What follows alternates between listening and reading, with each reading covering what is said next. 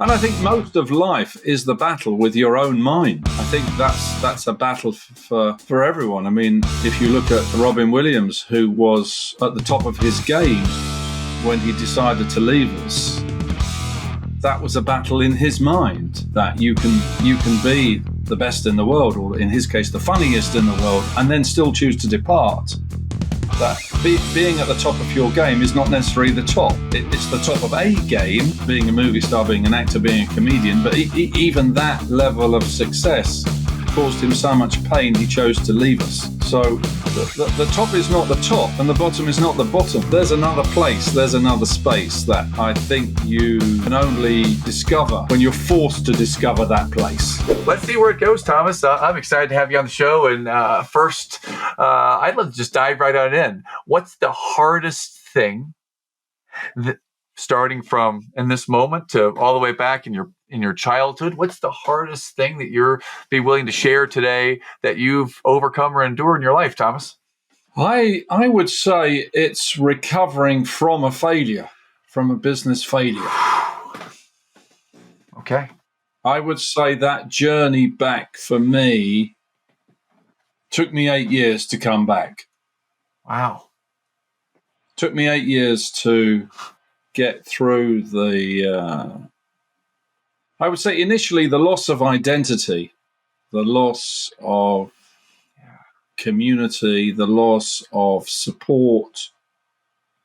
So yeah, I mean, from 2012 to 2020, those were my 8 years. You can call them the comeback years. You can call them the 8 years in the wilderness.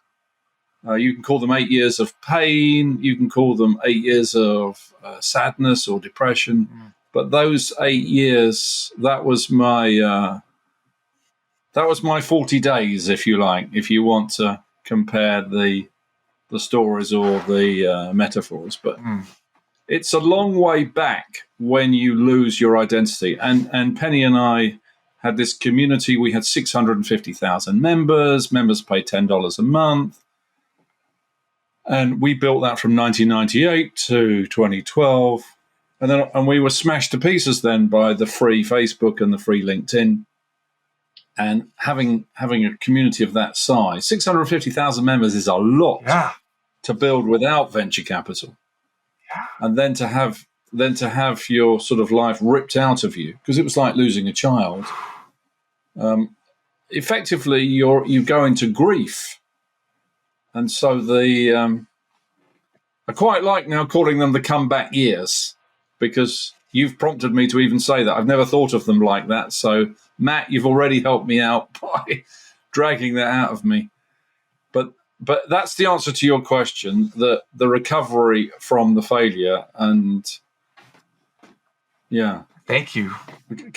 Coming back was very, very hard. I want to honor you for coming up with that, the comeback years, and those were the challenging years, and I think it's important, and you shared it because some people look at those who are influential, who are successful, who have a large following, and they think, man, it's super easy for them. They got it all figured out. They're wealthier, they're better looking, or they're healthier. They just know people. They got all these advantages, and even those who build a community of 650,000 followers struggle with the same stuff the rest of us struggle. You may not know about all the struggles. So that's why I ask, is to show others that there is hope and that they can do it too. That if Thomas Power, this man who has built an empire, had it ripped away, if he can do it and come back from it to where he is today, then there's hope for all of us. So I honor you for sharing that. Yeah, I think so. But I do think the way this game is designed, the way life is designed, it's designed in a way to really challenge you and to force you into failure. And it might be in business, it might be in relationships, it might be with family, it might be with children.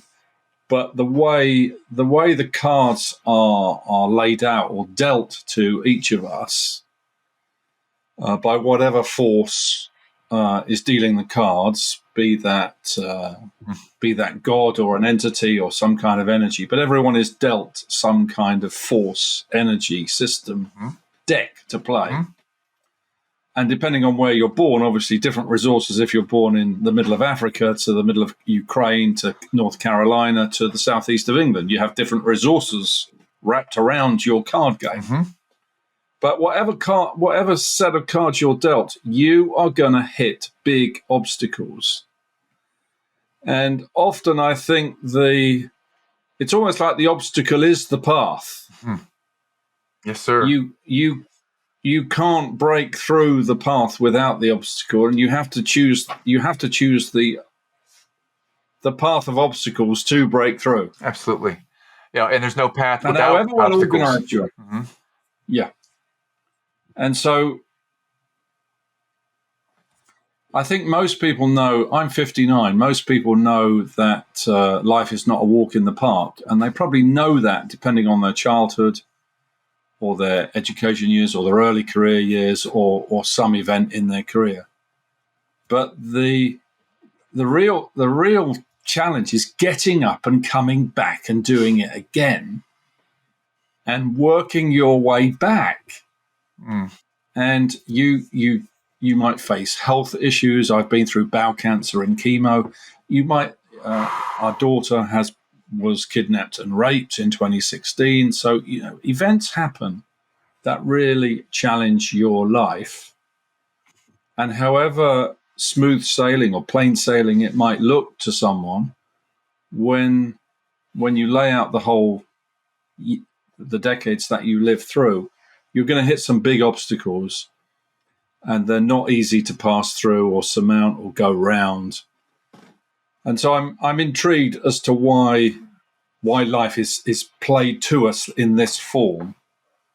And then we kind of have this vision that when we die, we might go to this better place or this heaven or this hell, or we have all these metaphors for what holds beyond this place might be better or different. Yes. Some people think we're just gone, suggesting if we're going to heaven that we live in hell already. Because so. Yes, but I would say business is challenging, life is challenging, but at the same time, it's also incredibly good fun to play the game. Absolutely, and you don't get the chance to have that fun if you don't at least try to play the game, even when it's and it's hardest. Yeah, I mean, I'm viscerally feeling over here the idea of my kidnapped and raped. That brings up a whole different set of emotions that I've never experienced, and God willing, I hope I don't experience at the same time. I hope you don't too. That itself feels incredibly challenging, and the business is challenging. So all of these challenges together frame the comeback years. So I suppose I would ask this, Thomas. You call it the comeback years. It was the challenging time for you. What inspiration do you draw from, or how do you start to frame these years as you go into them in 2012 when the business collapses? I mean, what was on your mind in those days, weeks when things started to crumble? Yeah, it's after 14 years. It's a very sad time. But you want the pain to end. Mm-hmm. So, in the same way, if you've been with people as they've died, I've been with half a dozen people holding their hands as they've died. And it's with various different experiences. But when it's time for someone to leave, it's good to be with them as they go out the door, as it were, as their spirit departs the physical. Mm. And I think it's obviously a great moment of grief and sadness, because a company dying is very similar to a person dying. Very, very similar. And so you want the pain to end, you want the life to end, but you don't know what's beyond it. In the same way as you trying to recover from losing your father at 28. I lost my father at 25. It's a long way back from that recovery. You think about them every day, yes, as I do, even this length of time. And we all lose a lot of people in our lives. But I think I would say back in 2012, I wanted the pain to end so I could be free, but I didn't realize that freedom was 8 years of pain.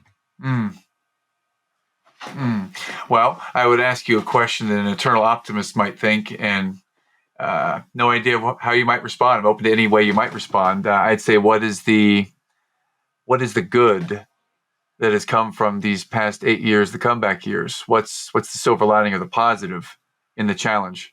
Well, the positive is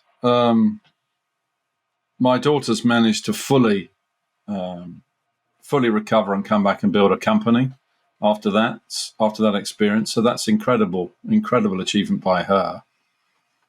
I would say getting through bowel cancer and chemo in 2018 allowed me to give up alcohol and say goodbye to alcohol forever. So that's incredibly positive. And getting that time for 8 years of internal analysis of yourself and your profile to decide what it is you really want to do next. And during those 8 years, I sat on lots of different boards as a board member.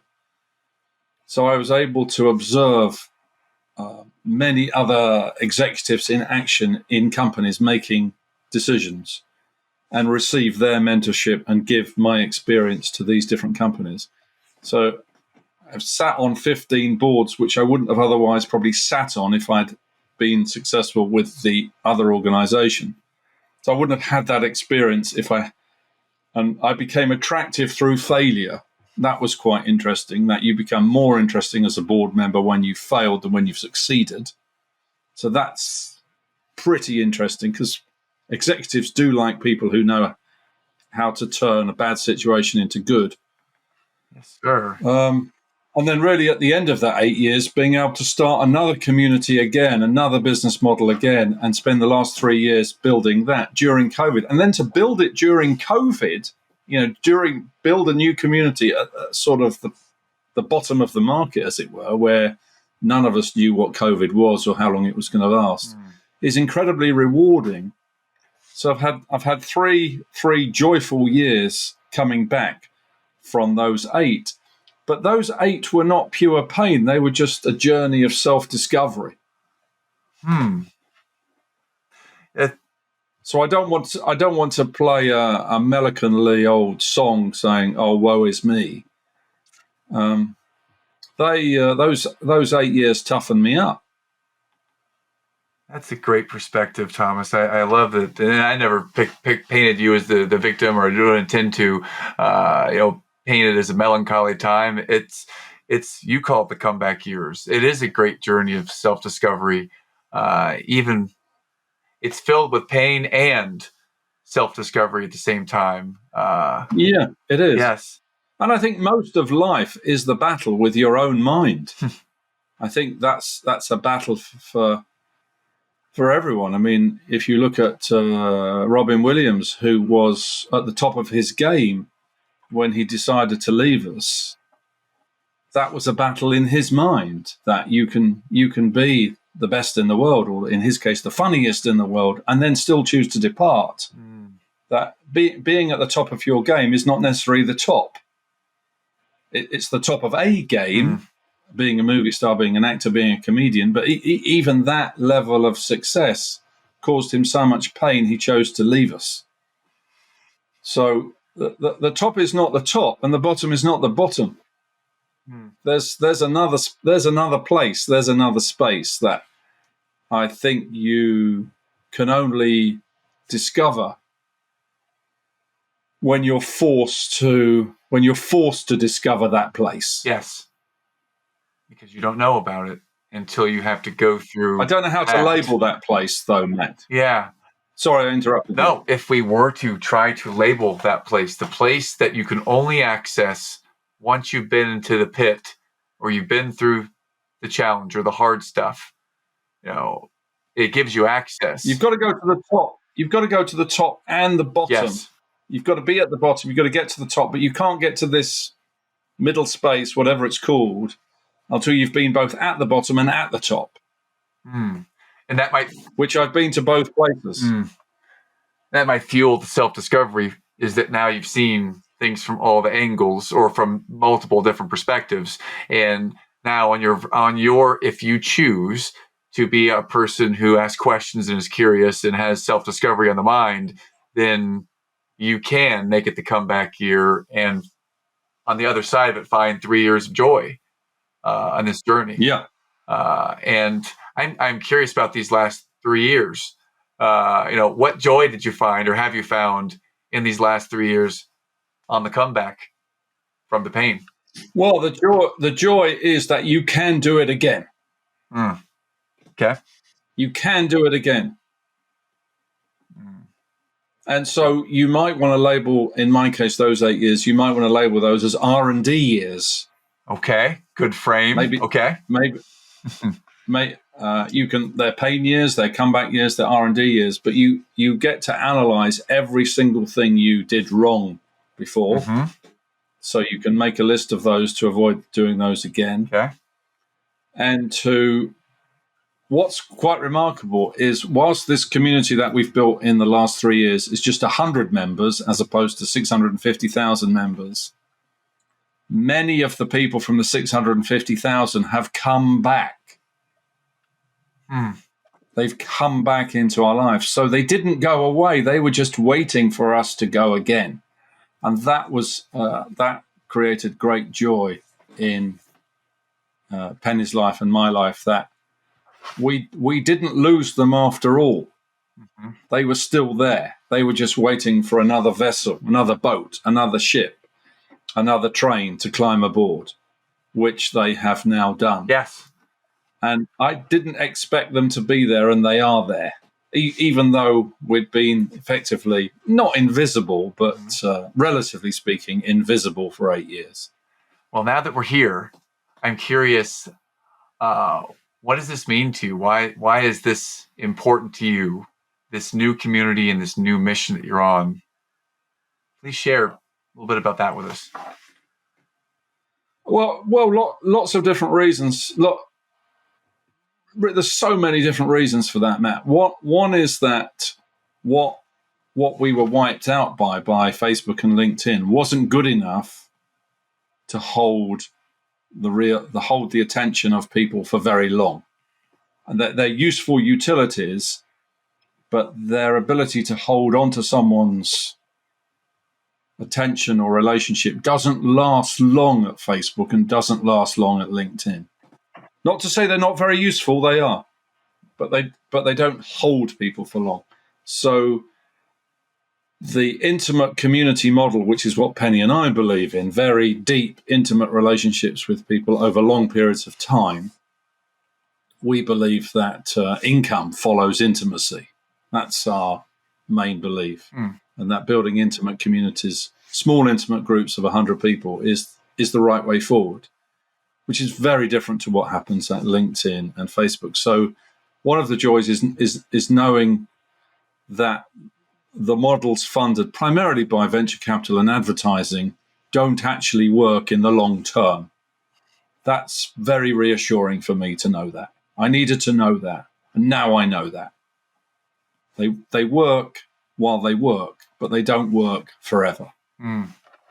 The other thing is obviously having 100 new relationships with people in North America, in Canada, in Europe, Australia, and having these 100 relationships again back in our lives, creating this community of trust, this community of belief, this intimate place, having all these calls each month on Zoom, educating people, introducing them to people, supporting people, having lunch and dinner every month with them. It gives you great joy to be around these people. And that joy of being around them has lifted my spirit, has lifted my health, has lifted my sense of happiness. And I think, well, considering how low I got in those comeback years, I didn't think it was possible to come back to this place back then, and it is. So I want to give that message to those in business, but I also want to give that message to my 3 children, that whatever happens, you can come back. Amen. Amen. Amen. Amen. I believe what you're sharing because I happen to be a part of a small intimate group called the Front Row Dads here in the United States. And now we've actually gone international, but there is a VIP group that we call it VIP just because I've been there a long time. And these are some of the first people that were there. It's such a great place to pour into, people that have this similar beliefs that want to be great dads, great husbands, just show up for their families. That's the particular community I'm a part of. And it's very affirming, and it's nurturing, and it fills my cup. I'm. What size is that community, Matt? Well, the community I'm referring to is the one that's been here for a few years inside the Front Row Dads. It's called the VIP group, just because we've been here for a while. The entire organization. Did you call it? Is it called Proper Dads? Did you call it Proper Dads? Front Row Dads. Front Row Dads. Oh, Front Row Dads. Okay, yes. Nice. Yes, family men with businesses is the family men with business. What size? How many members? Right now, I believe there are paying members, probably about 500-ish, I would guess. And I don't know for sure. Wow. And it's in Charlotte, is it? Well, it's in Charlotte. It's based in the United States, is where the founder, John Vroman, lives. And he lives in Austin, Texas, right in the middle of the United States, in the south middle part of the United States. So he's been here running this and building it up for the last 8 years. And there's an inner circle of about 100. And the overall group is about 500 or so. And we're all committed to this purpose. And it gives us all this energy to show up and work on being better dads and better humans. So beautiful. That's our place. And it causes me to come back and ask you, what is the purpose of your intimate community? Why is that important for you and important for the world, Thomas? Yeah, I think there's many different answers for that. What happened with COVID was it made people very isolated and very lonely. Yes. So that's an emotional issue. So people lost connection, they lost identity, they lost significance, they lost themselves. Now that's on the emotional side, the personal side, but also they lost business. Yes. They lost clients, they lost suppliers, they lost friends. They actually lost them in real life. So there was a commercial loss, financial, monetary loss, which is painful. And there was an emotional, physical, mental loss for different people around the world. And in building this community of 100, we were trying to fix that so that you had an intimate community of support and connection and identity and significance on one side. And at the same time, you had a private marketplace where you could do your commercials, find deals, find suppliers, find clients, find capital, whatever it is you're looking for on the financial side. So you had a mixture of kind of making love and making money. Excellent. Great analogy. To satisfy the loss that we were feeling ourselves from COVID. But we were also missing. We were still missing our giant community ourselves. Even after 8 years, we're still missing it desperately, and not able to find it on LinkedIn or Facebook or Twitter or Instagram or TikTok or any one of these so-called platforms. So we thought we need to rebuild it. Now, what's interesting, having built this 100. Is we're being asked to build these groups of 100 all over the world. Okay. And we haven't made a decision whether to do that or not. But people are asking us to say, can you take this formula, this recipe, and plant it in different places around the world? Because the big learning is groups can't be bigger than 100. There's a lot of talk about the science of networks. I'm very interested in the science of networks, the data inside networks, the maths inside networks. But when you have a community of 100, if you're going to get to know 100 people, if you meet 2 a week, it's going to take you a year to get to know 100 people. And I mean, get to know them intimately, spend a few hours with them, not just a 10 or 15-minute sales call. Mm-hmm. The interesting thing is the people who've done that, like Craig, who recommended you to me, out of the 100, people find their favorite 30. Mm-hmm. And they get close to 30, but they get very intimate with 6, who they refer to as their legends, the 6 legends. So you've got 100, 30, and 6.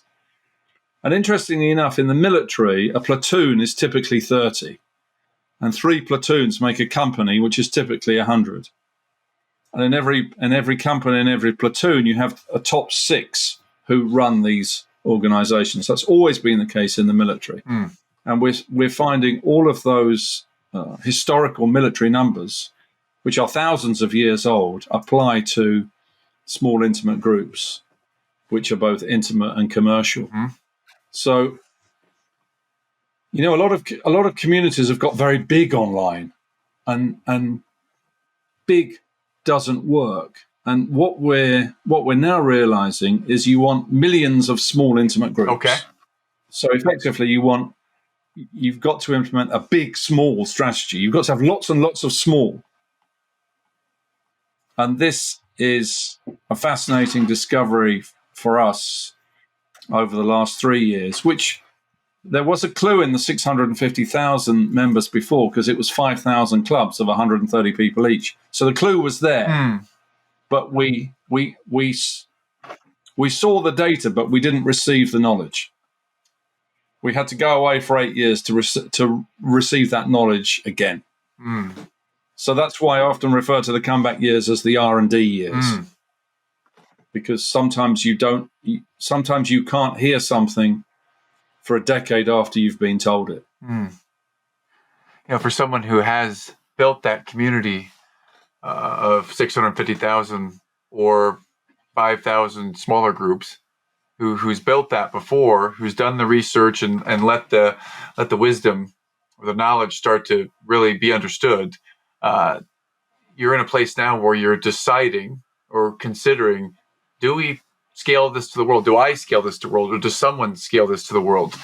You know, so from someone who's experienced success on such a grand scale, you know, to now it feels like your success is feeling intimate with this smaller group. Does it even give you any energy to think about scaling it to the world? Or are you satisfied now with where we are? I'm curious about this at the age of 59, That's where you've experienced success at a high level. Is the growth and scale to the world, does that still give you the same energy that it may have in the past? Good. You're very good at this, Matt. You're very good at this. It's kind of, the answer to your question is kind of both. We're getting a lot of satisfaction out of the 100, yes, an awful lot. Commercially, it's a success. Financially, it's a success. We have a team of 7 that run that group. And emotionally, it's extremely satisfying as well. Mentally, it's deep friendships. Deep friendships have formed, and it's working for the members. It's working for us. Excellent. But of course, you see, there's this little niggle when people say, "What about the New York Bit 100 and the Chicago Bit 100 and the San Francisco Bit 100 and the Singapore Bit 100 and the Sydney Bit 100?" People are asking us about this, and because we've done it before, yes, you can't help being tempted to consider doing it again. Yes. Yes. So how persuasive or how big is that pull? And the reason I ask is because I feel that there are a number of people listening to the show, of entrepreneurs who've had some level of success, who sometimes ask the question, do I ever turn this off? This drive to earn, to achieve, to impact, to influence, or is there a time when I'm satisfied with where I'm at? I don't know if that's a frame that connects with you or not. I'm curious how you might respond. I really don't know the answer to that question. That's a great question. I don't know the answer to that question. I wish I knew the answer to that question. I don't know the answer to that question. I really don't know. I really don't know. What I would say is the thing that's thrown us off is we've been contacted by a lot of big corporations, big giant corporations, big tech corporations, who've asked us how we've built this community of 100 as a paying business model. And could we recreate it for them as their top 100 dealers, top 100 resellers, top 100 suppliers, top 100 this, top 100 that. We've been asked that many times. So that's intrigued us. The other thing that we've been asked by big corporations as well is how do they tap into these 100 minds that we've collected into this group? How do they tap into them easily? So almost like a procurement hub or a supplier network. And we weren't expecting either of these conversations because we were just focused on building the 100. So we weren't sort of going out there and marketing and say, hey, come and access our 100 or license this 100. And we weren't doing any of that. But those conversations have started anyway. So you have this dilemma where you've got a number of different things. Could you recreate one of these for our company over here, a top 100 something or other? How do we tap into this 100 so that we can use it a little bit like Chat GPT? Can I just ask it questions and get answers? Have the human version of Chat GPT, BIP GPT, for want of a name. And then the third thing is, can we license this and create the New York version, the Chicago version, the San Francisco version? So you've got 3 different opportunities have emerged, which we never even considered. The only one we considered was geography. The other 2 from the corporations we never considered. And so you think, well, what's the commercial angle here? Because why don't corporations just do it on their own? Yeah. And the reason why they struggle to do it is obviously corporations are focused on transactions, deal flow, sales, revenue, market cap, the share price, return on capital employed. They're driven by numbers. And the market wants intimacy. The market wants intimacy and connection, not numbers. But the capital markets want numbers. But people want intimacy and connection. So you've got this challenge between transaction-focused businesses that are focused on share price and market cap and earnings and quarterly numbers, in a market desperate for connection, intimacy, dare I say, love. And this is why we believe that income follows intimacy. Because the longer you're intimate with somebody, the more likely positive things occur, whether that's through family or through business. But that's not how we measure business, because we only measure business in terms of numbers. Everyone looks for numbers. Show me the numbers. Yes. Give me the data. What are the numbers? Yes. But humans' desire, highlighted and escalated by COVID, is give me contribution, significance, recognition, intimacy. Show me you can see me. See me. Yes. Which has nothing to do with numbers. It's to do with identity, it's our purpose. So you've got this dilemma of the battle of numbers versus the battle of emotions. And as humans, we want both. We want our numbers, but we want our emotions satisfied as well. And so we're in the middle of that conversation, trying to figure out what choices do we make. And it's difficult to make these decisions because there are many choices, and corporations have strength and power and capital and can put pressure on you. And of course, the members themselves are our biggest priority. What do they want? Yes. Yeah. What do they want? And they want a combination of personal growth and personal development and all of their emotions satisfied, and also a very successful private marketplace. So they want numbers and emotions as well. And so this is one of the issues that we're grappling with about how to deal with this, how to make these choices. So that's when you talked about your front row dads. I'm very interested to see that the world is now breaking up into millions and millions of small intimate groups. But those small intimate groups need business models. Yes. And what we may have discovered is the small intimate group business model. And we may have discovered it by accident. Yeah, it feels that. It feels like you're onto something, like we're at the top of a mountain, it's a blizzard, and we can't see what's right in front of us, and you're really close to the top, and you don't know it, but you're super close, and maybe closer than anyone else to summiting this, because you've summited it before in a different time, in a different way, and now we're here in this new evolved world, and you're there. And if I love to take ideas. You should be called Metaphor. Well, I have a Matt drawing. I love to take ideas as brilliant people are sharing them and put it into what's an easily understandable graph or a chart or a drawing that illustrates it. And I'm envisioning that there is an intersection of big corporate like numbers and transactions, and then there's the intimate connection. And somewhere in that intersection is Thomas and his big 100 that are there. And it's a blizzard and it's snowing. They can't exactly see clearly what's next, but you're super close to it. It's like in the facts and the feels, you have both of them and you're close to putting the puzzle together. It's just there's no guide yet, so you're trying to feel all the pieces out, and you're so close to it. Yeah. It's very interesting, Matt, because you use the metaphor of summit or summiting. Mm-hmm.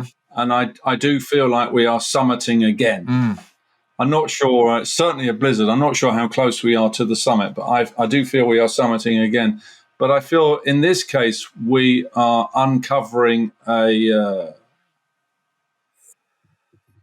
uncovering a science here, a methodology, a business model. I don't know what label to give it right now, but there is something we are discovering or uncovering that may have been there for thousands of years, that we're re-seeing, if you like. Yes. That's not currently in use in the tech industry anywhere in the world, because the tech industry is primarily being driven by venture capital, advertising, and subscriptions. And this,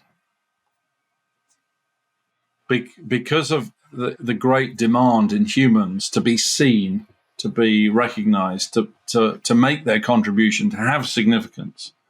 I'm sure you're familiar with Tony Robbins' 6 human needs. Absolutely. People are desperate for those 6 human needs, and they want those 6 human needs inside a private community of some sort. And they want to give those 6 human needs and receive those 6 human needs in private, verified communities. And they want the communities to be verified. So they have to be screened. So they have to be qualified. And in building Bit 100, I've done 4,100 Zooms over the last 3.5 years. I would say 98% of people do not understand what's going on. Really do not understand the change. And so that's why I think we're uncovering a new data science, a new model, a new approach that combines business and intimacy, where it's not just about the transaction, it's more about the relationship than the transaction. But the transaction does matter. Yes. Because you can't survive on just love. You need money and love, or love and money. That's why I say it's a mixture of making love and making money. You've got to create environments that allow people to do both, to give both and receive both. And that's quite a hard model to invent. So in your summiting the mountain metaphor, we are definitely summiting, but we don't know what the recipe is or the ingredients or the combination is between the making love bit and the making money bit. Well, if we stick with the analogy, the blizzard might be Well, it might be the distractions out there. It might be our email or our text. It might be our cell phones that we think are so important. They could be the cancer that we don't realize is eating us. It could be the negativity of the news or divisiveness of politics. That's all the blizzard, all the negative stuff. I would say negative. Could be positive, but the overwhelming, the coin side that's up is the negative, in my opinion. So, and you're right there at it, and you've summited something before. And then you started over on a new mountain, probably even bigger, maybe more challenging mountain, and you've got better gear this time, right? So you're there, and you don't know if you're close or far. You don't think you're that close. I would surmise you're closer than most, and probably closer than we think, right? So if that's where you're at right now, and we don't have a clear map of the puzzle of what success ultimately might look like for ourselves or for humanity, then I wonder what might it look like, if we forge forward and figure out this ultimate hack of being able to get people together, intimate, connected, and there's a capital opportunity, or we're making love and we're making money. If that is the ultimate name of this recipe, we're making love, making money, baby.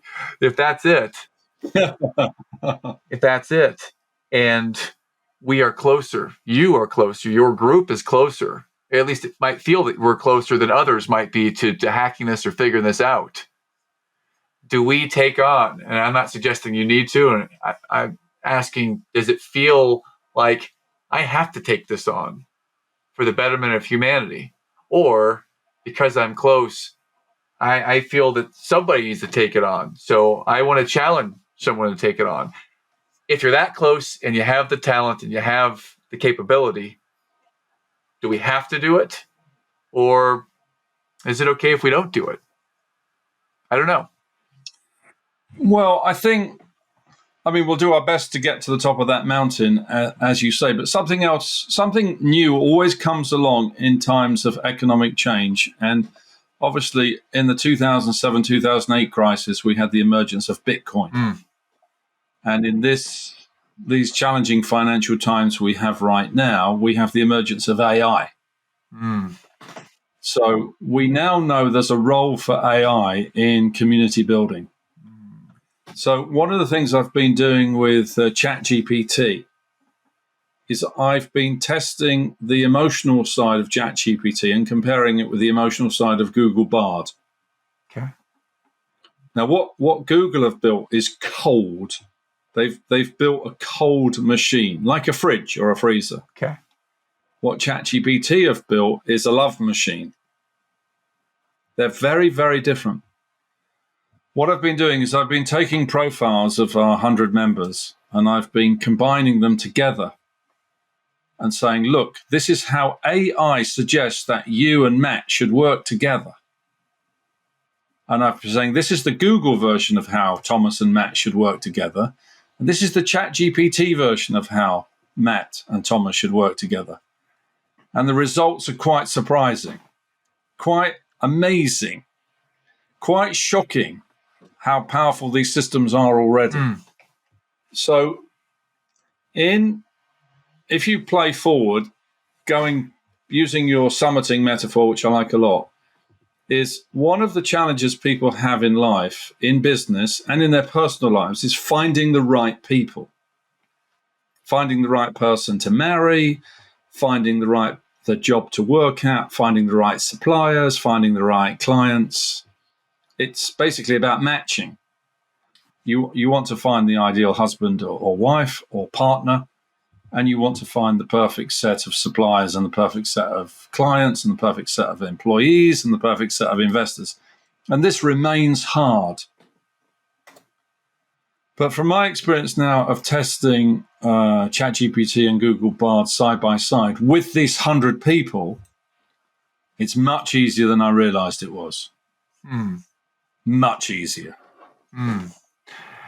And you can find matches that you'd never considered, that only AI would spot for you.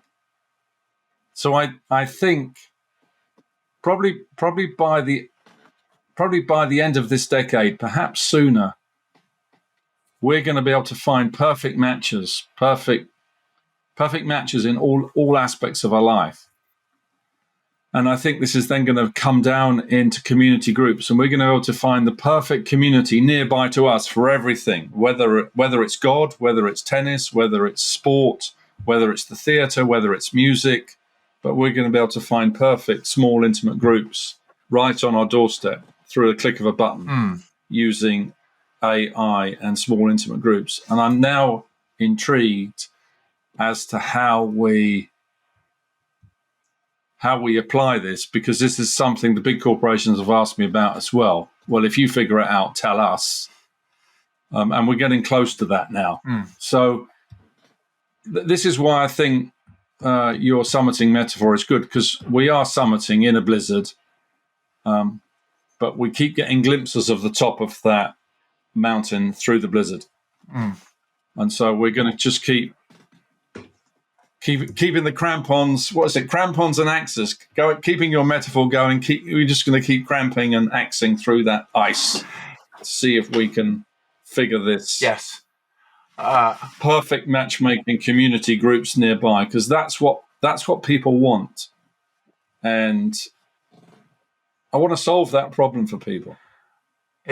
We want to solve that problem. It makes me wonder, because I feel, if we stick with this analogy, I feel that I might have on some goggles right now, and my view of AI is so limited compared to yours and others.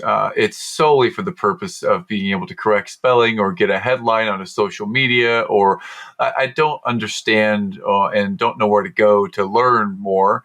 I can go down the rabbit hole and just type AI. I don't know how fruitful that might be. So is there something you can share with us or teach us about AI for those of us who would like a little bit more dabbling? Yes. We'd love to hear more. So Matt, you said you've done 83 or 84 episodes of your super podcast that a lot of people love and download and listen to. Yes, sir. Now, those 83 or 84 podcasts belong to 83 or 84 people, right? Yes. Yes, they do. So that means you've got 83 or 84 profiles on those people. Okay. Yes. So imagine we fed all those profiles into Chat GPT and said, give us the common words for all these people. What you'll discover is those 83, 84 people have got about 100 words in common. Okay. And those 100 words would define the common profile of the 80. Okay. You could then upload those keywords into LinkedIn, feed them up to their messaging algorithm, which is now in Sales Navigator, and say, find me more people like this to interview. Okay. Now that's all live, running and working now. I can do all of that now. So I can take the 100 people, I can I can summarize their profiles in AI. I can say, find me more people like these 100. But what I want to do is I want to go to where Matt lives in Charlottesville, and I want to find 100 like Matt where he lives. Okay. And I think what AI is about is matching. It's about matching perfect scenarios between people. Yes, you can use it for these other things, but spell checking and social media headlines to me is trivia. Yeah. I'm trying to satisfy people's commercial needs and their emotional needs. And if you look at the 80 that you've interviewed, it's quite hard for you to analyze what they've got in common. But it's not if you pump them into AI and let AI tell you what they have got in common. And then that makes you more informed, more insightful, more attuned to your current 80 guests on your show. And you can say, find me more people like this, or don't find me people like this. I want people who are not like this. I want different profiles. But what it's done is just hearing this information has made you think, oh, I need to think more creatively about AI. Absolutely. I've only been using these applications for the last 3 months, but Google Bard and Chat GPT are making me more creative. They're making 100 members more creative. They're making them think more. It's not just about productivity. Yes, these tools are fantastic for productivity. Yes, they're fantastic for speed. Yes, they're fantastic for writing things quickly. But what they're really about is making humans more creative. And I think what AI is doing is we're going into an upgrade. We are being upgraded as a race, as a society. That's what's happening. And over this next generation, this next 30 years, we're going to be upgraded by AI, and then we're going to merge and become one with the machines. In my lifetime, we're going to become one with the machines. I've heard this before. It sounds very intriguing, and logically, it makes sense. How? Don't know yet. It does make sense, and it does feel that's coming. If you play that out, how might you envision that comes to fruition? Well, I think you're starting to see it with Elon Musk's neural link, with his chip that goes into your neocortex. What they call a BMI, a brain-machine interface. Effectively, humans become a device. We become like a smartphone. We become like an IoT device. We're going onto the network. We're going to be on the network in the next 10 years. All of us are going to be plugged into the network. Those who choose to upgrade. And, we talk about upgrading our houses, upgrading our cars, upgrading our laptops, upgrading our smartphones, upgrading our health. Now we're going to upgrade our minds. Instantly, what comes to mind. The AI is coming inside. Pardon me, continue. Sorry, Thomas. Yeah, go ahead. You were saying you picked up on upgrading your minds. Yeah, I mean, instantaneously, what comes to mind is that movie 20 years ago with Keanu Reeves, The Matrix, that literally you just plug a computer machine in, and now all of a sudden I know jiu-jitsu, and I know this. That's the first thing that comes to mind. Is that some part of this? Just being able to upgrade in the mind like that? Yeah, I think it'll be commonplace in the next decade. I'm very optimistic about the future. I know a lot of people aren't optimistic about the future, but in the next decade, we're going to have free energy. Like the internet and information is virtually free. I know it's not entirely free, but it's pretty close to free. Energy is going to be free. We're going to be plugged into the network. We're going to become one with the machines. Our grandchildren are going to be half man, half machine.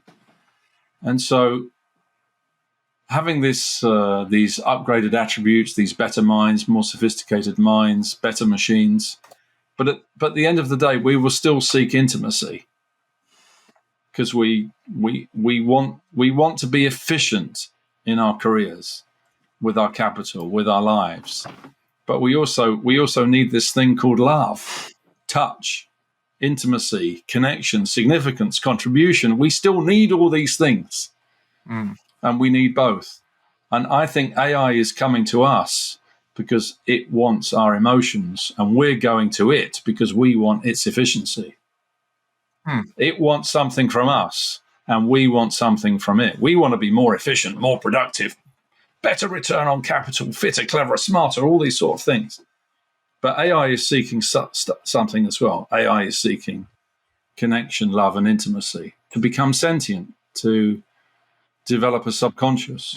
And whilst a lot of people say you're seeing a lot of debates now about things getting out of control and AI might take over and eliminate all the humans and crash all the cars and crash all the planes and take all the energy and take all the power, I don't buy that at all.